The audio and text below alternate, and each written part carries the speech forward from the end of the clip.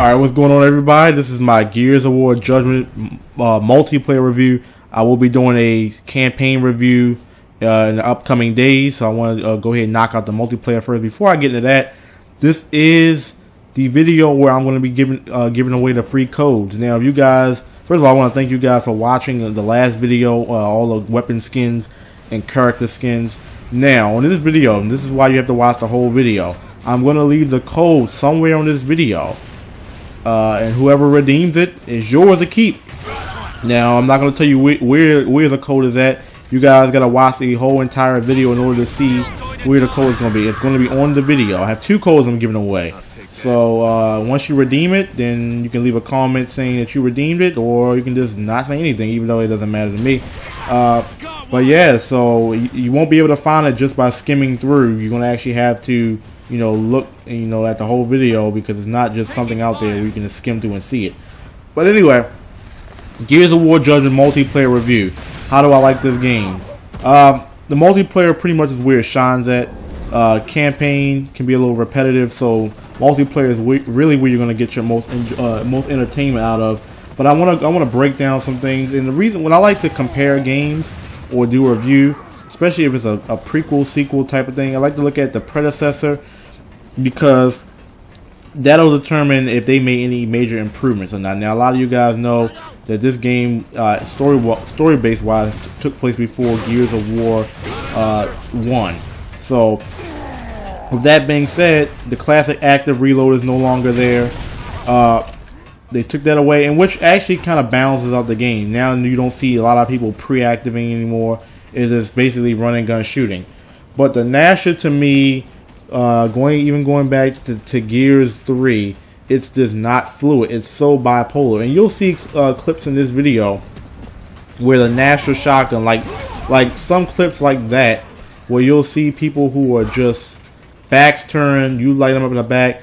Now, a lot of people, the argument will be, well, maybe you didn't hard aim. I shouldn't have to hard aim. If I blind fire and I'm getting, and blood is coming out his back, and I'm getting a hit marker, pretty much he should be dead. If his back is turned, I'm within 3 or 4 inches of his body. Like, he should be dead. Like, there's no way you should survive. Then you'll have moments when the shotgun will, you blast his body, the same exact situation, back is turned towards you, and you hard aim, you free aim, and you'll go ahead and you knock him out with 1 bullet. Bam. So it's a little bipolar. You don't really know what to expect, and that's the problem I have with the Gnasher shotgun. If it was a little bit more consistent, which I've been complaining about since even Gears of War 2, it's not consistent. Gears of War 3, I thought they was going to change it. It still had its bipolar moments, and I don't know if it has to do with lag. I don't know if it has to do with, just the physics of the game, the connection, in terms of the how well the Gnasher detects the person's body when it connects. I don't know if it deals with the spread. I don't know what it deals with. All I know is the gun is bipolar, and it's so hard to determine if I got the read on somebody, upper hand, if I can't even tell if they're dying, if they even get hit sometimes. Now, you would think that and this was pissing me off the other day, where the shot count, and this is kind of how I judge the shotgun on a shot counter.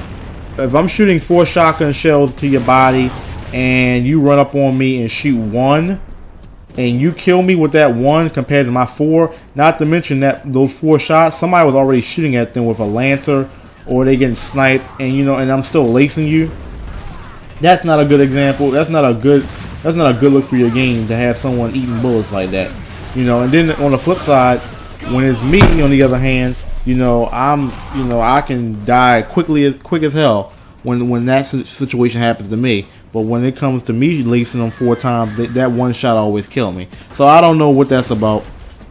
As I said before, this game, you're forced to only carry a primary and a pistol, and you have the right to choose what you want to use in terms of the semi-auto sniper. You could choose the grenade boomer, not really a grenade, I guess, I don't know what you would call it, the bazooka or whatever. The Gnasher, the hammerburst, the sawed-off, and the retro lancer. And this game balances out, because now you have to pick and choose what you want to use and not given to you. Now that creates a sense of urgency in terms of which a sense of need in terms of what you have to use, because now it's not given to you. You don't have a shotgun and another primary. You have to have one primary only. And I actually like that part about the game. Now, we all know that there's no more downing, especially in free for all, which you see here in Team TDM. The only downs that you have are in overrun. What does that create?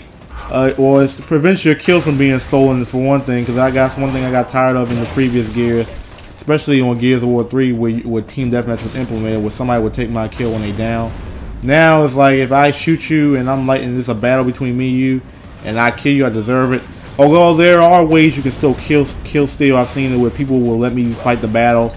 You know, I'm pretty much about to win the battle, and then all of a sudden they'll put like one shotgun shell in them and get the kill. But that's not as bad as, you know, someone taking you down. You know, so overall the shotgun is pretty. First of all, let me get into the guns. The Gnasher shotgun is pretty much a bipolar gun. The Lancer is pretty balanced as usual. The Retro Lancer is pretty balanced, especially they toned it down from last game, Gears of War 3. The Hammer sucks. I mean, maybe that's just my impression of the gun, but I've used it a couple times and it sucks. Now, I don't know what changed about it. You know, I think it's this. I don't know. The recoil is this far more intense than what it was on Gears of War 3. Haven't really used a semi-auto sniper like that. The times I have used it, you can get headshots off the first shot, especially if it's a direct shot to the head. With one bullet, you don't have to keep popping them in the head. If you hit them in the head once, it usually registers. And the little bazooka or whatever, little grenade launcher or whatever, it's like a boom shot. I mean, that pretty much connects. One thing I don't like about the multiplayer is the maps. First of all, I don't like the fact that there were only 4 maps dropped to start off. Of course, they're gonna have more with the DLC. But I get tired of playing library, and I play library probably about 70% of the time, and maybe this map Rig comes up, but they're the only 2 maps that I really play, and it's sad because there's only 4 maps and I'm only playing 2. But even within Rig and the other map, the village map, are the only ones I like.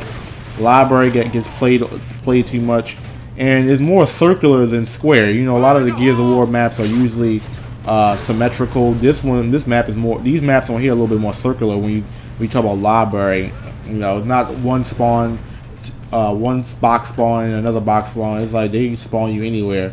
It's not really 2 set spawns, but pretty much we'll see what happens when they come out with the DLC, and we'll see. I'll give you a further, more accurate review, because you know Gears of War gonna have title update. And this fucking guy that kept 2-piecing me in this game was fucking pissing me off. I was about to scream at this guy. He was like, every encounter, this true stupidity guy. Every encounter we got into, he 2-pieced me. Like, you can go back and watch the video when he 2-pieced me. But yeah, so we'll see what happens when they update the game and when they add more DLC. Then I'll give you some more impressions video. But once again, I want to thank everybody for watching my previous video on the skins. And I got the codes to give away. I'm pretty sure you guys have already seen where the code was at, giving away to. Remember to subscribe, tell your friends, like the video, and got more Gears of War gameplay videos, because I'm pretty much done with the tutorials or demonstration of the skins and whatnot. So it's gonna be more so gameplay. Then the next big video will be when the DLC drops, and you guys can look forward to that. Anyway, let me know what you guys think, and if you redeem the codes, let me know. It's your boy Retro. Out. Remember, guys, to like my Facebook page, the Retro Recap. As you can see here, the link will be in the description.